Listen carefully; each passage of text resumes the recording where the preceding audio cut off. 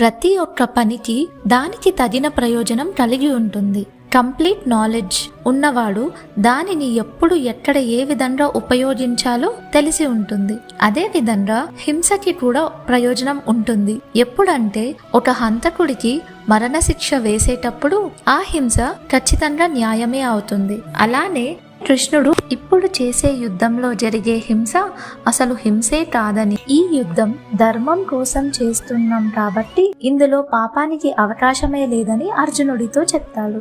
ఆత్మ ఏ ఆయుధంతోనూ ముక్కలు చేయలేము, అగ్నితో కాల్చలేము, నీటితో తడపలేము, ఇంకా వాయువు చేత అది ఎండిపోదు.